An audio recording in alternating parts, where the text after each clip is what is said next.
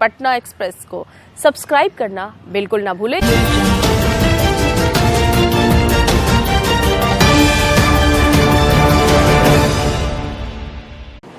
पार्टियों को लगातार कई फोरम से ये रिक्वेस्ट किया जाता रहा है कि ऐसे दागी छवि को, आपराधिक छवि वाले लोगों को टिकट ना दिया जाए। इस पर जो है सुप्रीम कोर्ट ने भी कई बार कहा है कि ऐसे लोगों को चुनाव से या ये राजनीति से वंचित किया जाए, ताकि ऐसे लोग राजनीति में आकर सक्रियता से अपना ये अपराधीकरण वाला जो छवि है उसको समाज में प्रक्षेपित नहीं करें।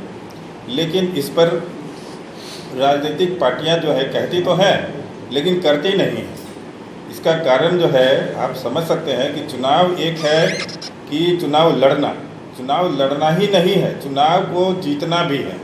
तो हर पार्टी चाहती है कि ऐसा कैंडिडेट उनके पास हो जो उस इलाके से, उस जगह से चुनाव जीत कर आए और उनकी संख्या को बढ़ाए। तो उनको दिखाई देता है कि ऐसे जो आपराधिक छवि वाले लोग हैं जिनका दबदबा उस इलाके में है और वो डरा के धमका के लोगों को मजबूर करके जैसे भी हो वो वोट ला सकते हैं, तो उनको फिर वो या तो उनकी ये मजबूरी हो जाती है या फिर वो अपने इंटरेस्ट में वो ये सब काम करते हैं। तो आप देख रहे हैं बहुत सारे लोग जेल में बंद हैं, उन पर मर्डर के केसेस चल रहे हैं। आपके अभी जो रिपोर्ट आया है उसमें कई कंस्टिट्यूएंसी के लोग हैं, इसमें दानापुर है, मोकामा है और भी बहुत सारे जगह के जो विधायक चुन के आए हैं उनके ऊपर संगीन अपराध का मुकदमा चल रहा है, जेल में भी है। लेकिन चुनाव वो जीत गए, चूँकि ये परंपरा शुरू से चला आ रहा है और ये इस पर है। संविधान में कहीं नहीं लिखा हुआ है, कोई ऐसा प्रावधान नहीं है जिसमें कि जो हमारे जो सांसद चुन के जाते हैं वो अपना तनख्वाह खुद बढ़ा ले, अपनी सैलरी बढ़ा ले, अपना इनकम बढ़ा ले, अपना वो भत्ता बढ़ा ले, सब कुछ कर ले। ऐसा कोई कहीं कॉन्स्टिट्यूशन में नहीं लिखा हुआ, लेकिन फिर भी ये लोग करते हैं। बढ़ाने के समय में कोई अपोज नहीं करता है क्योंकि सबका इंटरेस्ट कॉमन होता है और यही सिलसिला जो है चलता है। तो हमारे यहाँ बहुत सारी विसंगतियाँ हैं, कुरीतियाँ हैं, इसको एड्रेस करना बहुत ज़रूरी है। ये हो नहीं पा रहा। जो पार्टी लोग हैं, अब देखिए ऐसी पार्टियां जो है, मेरा तो कहना ये है कि ऐसी पार्टियां जो राष्ट्र विरोधी हैं, जो देश के खिलाफ बात करती हैं, नेशन के इंटरेस्ट में बात नहीं करती हैं, वो खुल्लम-खुल्ला ये बातें करती हैं, इनको भी चुनाव लड़ने का परमिशन होता है, इनको पार्टी का स्टेटस मिल जाता है। ऐसे लोगों को तो पार्टी का स्टेटस का इसको तो हटा देना चाहिए, इसको तो ब्लॉक कर देना चाहिए, बंद कर देना चाहिए।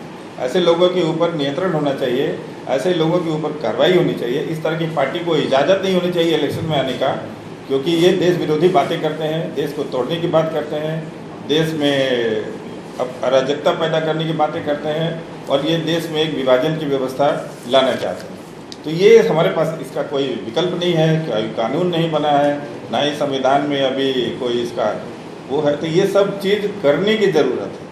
नहीं करने से तो फिर ये तो आप देख रहे हैं आंकड़ा जो हमारे भाई राजीव जी ने बताया वो कितना ही भयानक आंकड़ा है। और पिछले 2015 में जो इलेक्शन हुआ था उससे 2% तो बढ़ गया। ये क्रिमिनल एक्टिविटीज़ जो है, ऐसे क्रिमिनल इंसिडेंट वाले लोग हैं वो 2% ज़्यादा आ गए हैं इस चुनाव। तो ये अगर सिलसिला ऐसे ही बढ़ता रहा तो फिर आप सोच सकते हैं कि समाज का क्या होगा और समाज में ऐसे लोग क्या कंट्रीब्यूट करेंगे, क्या समाज का सेवा करेंगे और सामाजिक जो हमारा जो व्यवस्था है उसको आगे कैसे बढ़ाएंगे। शिक्षा का हो, चाहे स्वास्थ्य का हो, चाहे किसी भी आप ले लीजिए, सामाजिक जो हमारा जो ज़रूरत है वो उसमें क्या योगदान ये लोग करें। आपने शिक्षा का जो अभी आंकड़ा देखा है यहाँ पर 8वीं पास, 5वीं पास, 10वीं पास, और ये ऐसे लोग जो आएंगे चुन करके विधायक बनेंगे तो ये क्या पढ़ेंगे और क्या पढ़ाएंगे और क्या सीखेंगे और क्या सिखाएंगे लोगों को। ऐसे लोगों के लिए एक क्वालिफिकेशन का निर्धारण नहीं हुआ आज तक हुआ। हमारे जब संविधान बन रहा था उस समय ये प्रपोजल आया था कि भाई जो संविधान के हिसाब में जो लोग पार्लियामेंट में चुन के आए उनका एक बेसिक क्वालिफिकेशन होना चाहिए और वो कम से कम ग्रेजुएशन होना चाहिए। लेकिन उस समय नहीं हुआ। उस समय अपोज किया गया कि नहीं, हमारे स्वतंत्रता संग्राम में ऐसे बहुत सारे लोग हैं जो कि पढ़े लिखे नहीं थे लेकिन उन्होंने बढ़ चढ़ के हिस्सा लिया। तो उस समय कहा गया कि ठीक है, उस समय के लिए ये मान्य कर लिया जाए, लेकिन हमेशा के लिए नहीं। ये इसका निर्धारण होना चाहिए। और देख लीजिए, नहीं होने की वजह से अब कोई क्या समझेगा। कानून बनता है, कानून पढ़ना पड़ता है, बहुत सारी बातें हैं, ऑफिशियल बातें होती हैं, जुडिशियल बातें होती हैं। वो ऐसे लोग ना समझेंगे तो सब ब्यूरोक्रेट्स उस पर हावी रहते हैं। ब्यूरोक्रेट्स अपना वो जैसे समझाएंगे वो समझेंगे, वही काम करेंगे। तो इसमें क्या होता है कि समुचित ढंग से निष्पादन नहीं हो पाता है। कुछ ना कुछ पार्शियलिटी आ जाएगा, कहीं न कहीं उसमें पारदर्शिता रहेगी नहीं, और ये बहुत सारे उल्टे सीधे काम होते चले जाते हैं। तो ये बड़ा आज का जो रिपोर्ट है और जो स्थिति आई है सामने, वो विचित्र है। एसेट्स, अब देखिए, जो ऐसे लोगों का एसेट्स दिन दुनी रात चौगुनी बढ़ते जा रहा है, इस पर कोई नियंत्रण नहीं है। कहाँ से बढ़ता है, कैसे बढ़ता है, कौन सा इनको ऐसा इनकम हो रहा है। आप ये इनकम टैक्स में बहुत सारे लोग टैक्स देते नहीं हैं, सब अपना एग्रीकल्चर वाला टैक्स दिखा देते हैं सीता। तो अब समाज को बांट करके और उसको अलग अलग नज़रिया से देख करके तो देश और समाज नहीं चल सकता है। समाज को तो एक नज़र से देखना होगा। हमारा जो भी काम है, जो हम जिसके लिए शासन और प्रशासन है, वो काम अगर नहीं होगा तो फिर हमारा डेवलपमेंट कैसे होगा। हम तो दुनिया में बहुत पीछे रह जाएंगे, पछड़ जाएंगे। ये सोच होती नहीं है नेशनल लेवल पर, और ये सोच नहीं होने की वजह से लोकल प्रॉब्लम्स है, उसको एड्रेस करने की ज़रूरत है। जो लोकल लोग बॉडी है, उसको एक्शन में आने की ज़रूरत है। ग्राम सभा है, वो ग्राम सभा का मीटिंग होता है कि नहीं होता है, कि रजिस्टर खाली खाना पूर्ति होता है, ये सब देखने की ज़रूरत है। तो ये अगर नहीं हो, पंचायत का इलेक्शन होता है, पंचायत बन गया है, उसको फंड दिया गया है। अब ये ग्रामीण और उस क्षेत्र के लोगों का जिम्मेदारी है, जवाबदेही है कि वो इसको इम्प्लीमेंट कराए। जो पैसा सरकार से मिलता है, जो जिस मद में पैसा खर्च करना है, उसका एक सूची बना के वो पंचायत भवन में टांगा जाए, और उसमें देखा जाए कि हाँ कितना काम हुआ, कितना नहीं हुआ, कैसे इसको क्यों नहीं हुआ, तो क्यों नहीं हुआ। जो काम करना, जो प्रायोरिटी वाला काम है, वो पहले होना चाहिए।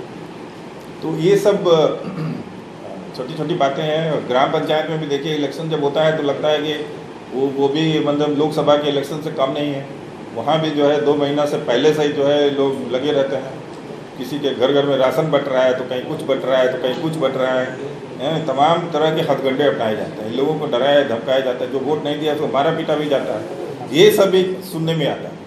और आम दिन आप देख ही रहे, रोज़ किसी न किसी की हत्या हो रही है, कोई पॉलिटिक्स